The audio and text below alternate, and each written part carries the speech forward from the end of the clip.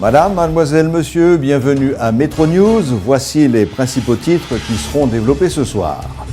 À Jérémie, un navire néerlandais apportant de l'aide humanitaire a fait demi-tour pour des raisons de sécurité et de manque de planification. Le président provisoire de la République, Jocelyn Privert, appelle les Haïtiens à imiter Dessalines à l'occasion de la commémoration du 210e anniversaire de l'assassinat de l'empereur. Création d'un fonds d'affectation spéciale pluripartenaire des Nations Unies pour financer les actions prioritaires dans le cadre de la lutte contre le choléra. L'annonce a été faite par le secrétaire général de l'ONU, M. Ban Ki-moon, lors de sa visite samedi dernier au pays.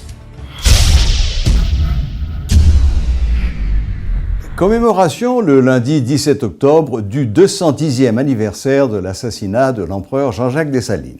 À cette occasion, le président provisoire de la République, Jocelyn Privert, a regretté l'assassinat du père fondateur de la nation par des mains impies. Il soutient que Dessalines croyait que l'abolition du système d'exploitation impliquait inéluctablement la suppression des préjugés de couleur et des barrières économiques et sociales pouvant faire obstacle à la vie en communauté et à l'épanouissement de toutes les filles et de tous les fils de la jeune nation. M. Privert qualifie le général Dessalines de grand visionnaire de Saint-Domingue, élevé au plus haut sommet de la célébrité dans la galerie immortelle de bâtisseurs de nations et de civilisations. Faisant référence aux efforts de relèvement après l'ouragan Matthew, M. Privert estime que l'exemple de Jean-Jacques Dessalines doit servir de leçon et galvaniser les énergies pour affronter les dures réalités auxquelles nous faisons face actuellement.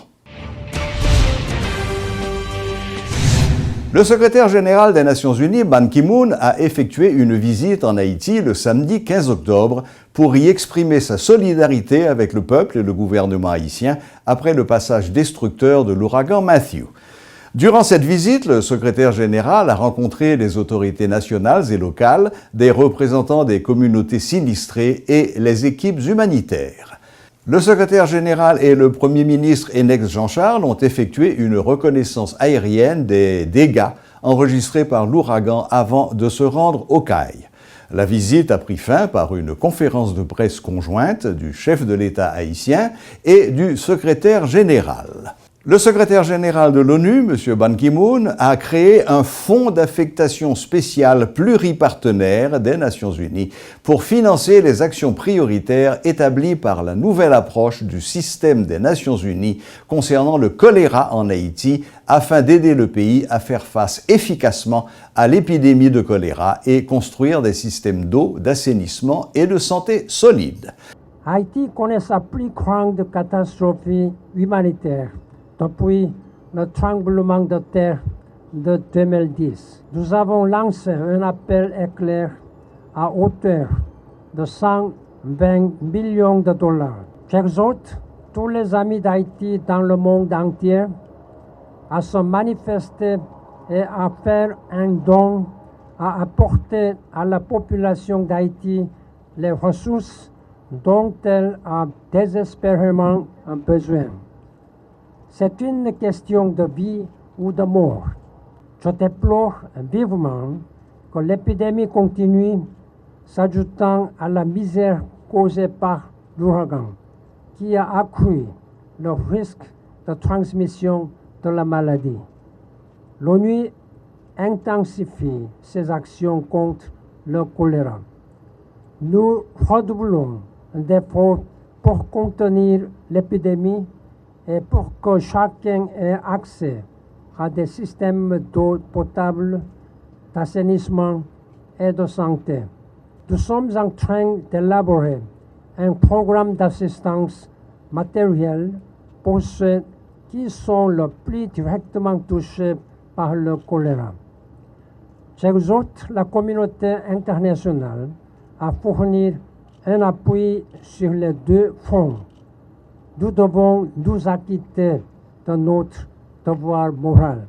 Au cours de ce point de presse conjoint réalisé avec M. Ki-moon en fin de journée du samedi au salon diplomatique de l'aéroport Toussaint-Louverture, le chef de l'État a dressé un bilan de la situation sociale, politique et économique du pays au lendemain du passage de Matthew et fait part de ses préoccupations quant à la période de relèvement post-désastre.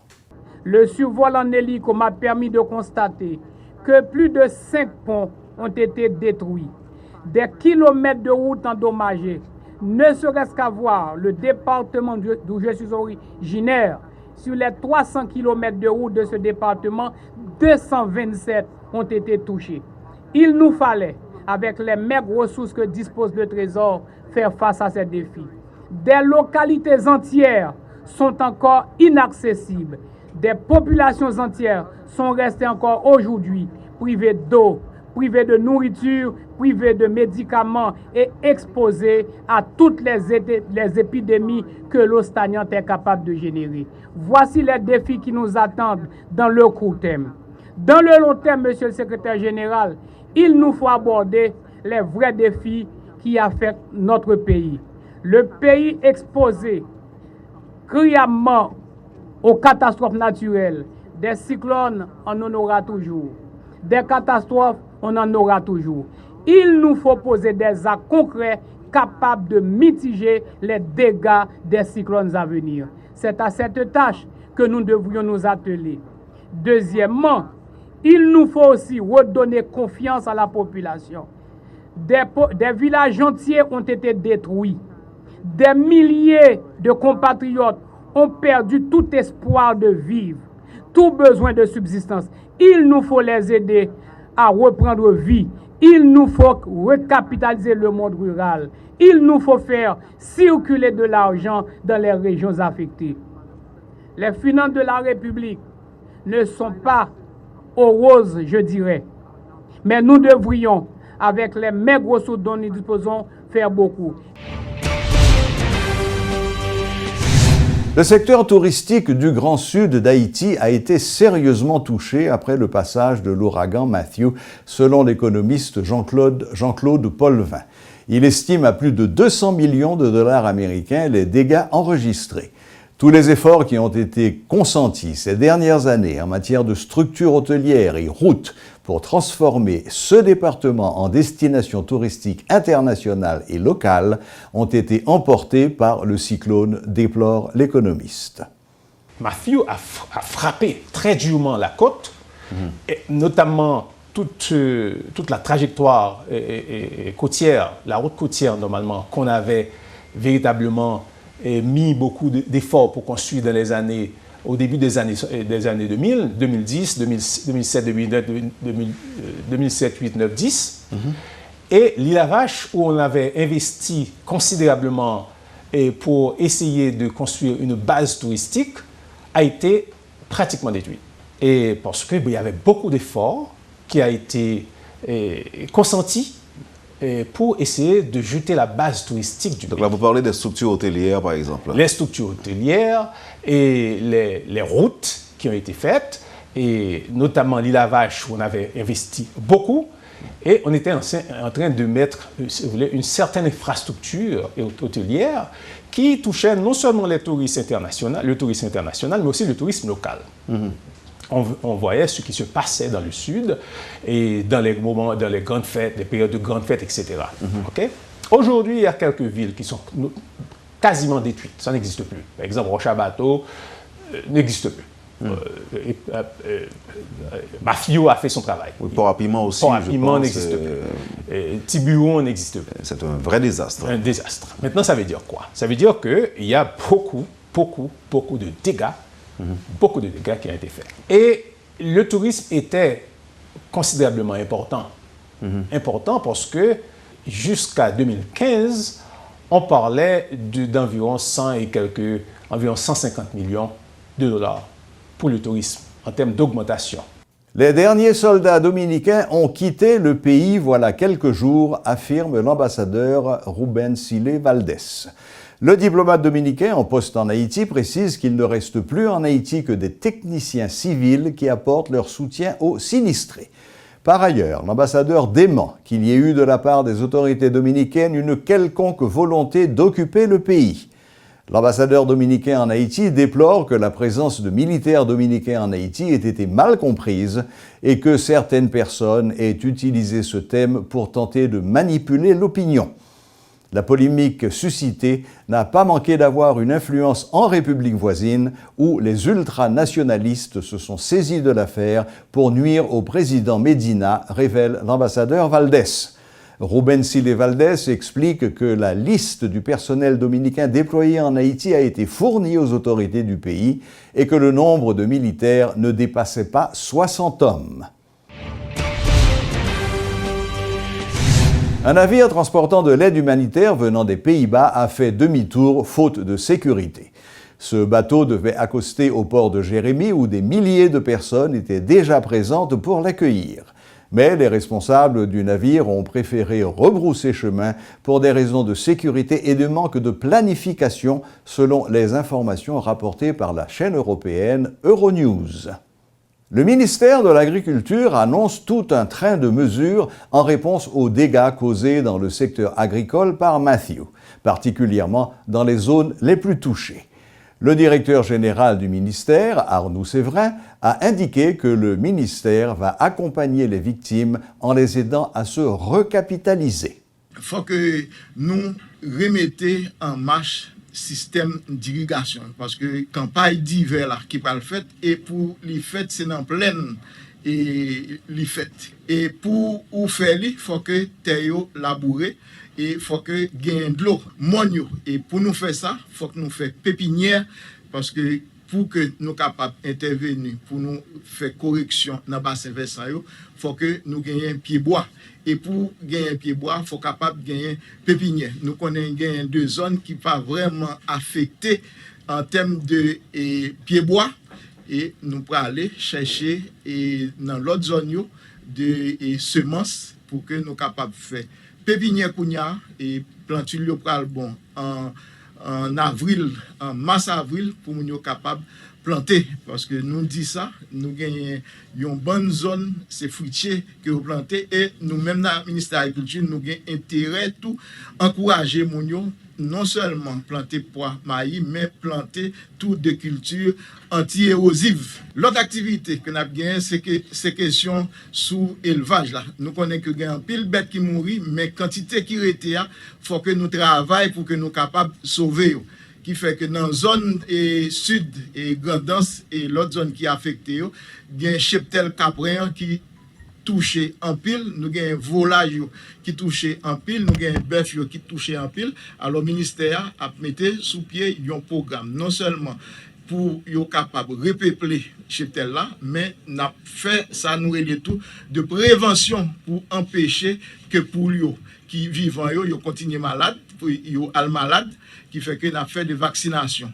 Non seulement bœuf, mais toute l'autre espèce qui capable permettre que moun yo reconstituer, nous sommes capables de dire capital yo.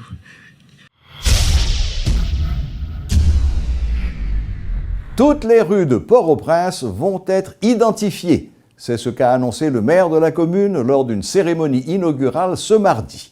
Yuri Chevry a fait savoir que l'institution qu'il dirige est en train de travailler sur ce projet de concert avec l'ambassade du Canada. 550 poteaux identificateurs vont être placés dans le but de permettre à tous les citoyens de mieux circuler. Reportage Sheila Louis-Joseph et Bernaud Augusma. Alors que Port-au-Prince fait face à de sérieux problèmes d'insalubrité, la mairie de la commune se lance tête baissée dans un projet d'identification des rues. Une initiative qui, selon l'édile de la capitale, vise à faciliter la circulation de tous les citoyens. Et ce mardi, ce sont les rues Capois et Piquant qui ont été identifiées lors d'une cérémonie en plein air qui s'est tenue au Champ de Mars en face du Ciné Triomphe, se félicite Yuri Chevry. Il y a pile rue qui manque identification. Si on qui vient dans le pays, on explique que c'est dans rue Piquant pour venir, il ne va pas connaître. Et je dis à nous poser, c'est quand c'est première pierre, nous mettons premier poteau pour identifier rue. Et nous gagnons 550 poteaux qui paraissent déjà. Nous allons faire grand artère d'abord et puis ensuite nous allons commencer avec l'autre plus petit. Un projet d'une durée de 3 mois qui bénéficie du support technique et financier du Canada.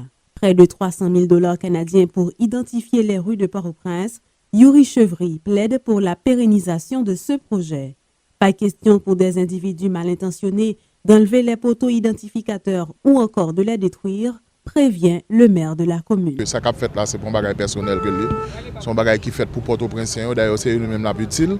Il faut tout le monde aider à gérer. C'est là nous commençons à symbole revitalisation de parler. La police va le porter à Port-Pal dans circulation. Voilà un projet qui tient à cœur la mairie de Port-au-Prince qui parle de sanctions pour les contrevenants. Un arrêté sera publié sous peu à cet effet. Pour terminer, voici un bref rappel de l'actualité du jour. Commémoration de l'anniversaire de la mort de Jean-Jacques Dessalines, le président provisoire Jocelyn Privert s'exprime. Bilan de la visite en Haïti du secrétaire général des Nations Unies, Ban Ki-moon. L'économiste Jean-Claude Paulvin fait le point sur la situation du Grand Sud après le passage de Matthew. Mise au point de l'ambassadeur dominicain en Haïti. Un navire néerlandais chargé d'aide humanitaire fait demi-tour en arrivant à Jérémie. Les rues de Port-au-Prince vont bientôt de nouveau être identifiées. Le ministère de l'Agriculture au secours des agriculteurs, surtout dans le Sud. Voilà, la boucle est bouclée. Merci de votre fidélité et à la prochaine, même heure, même chaîne.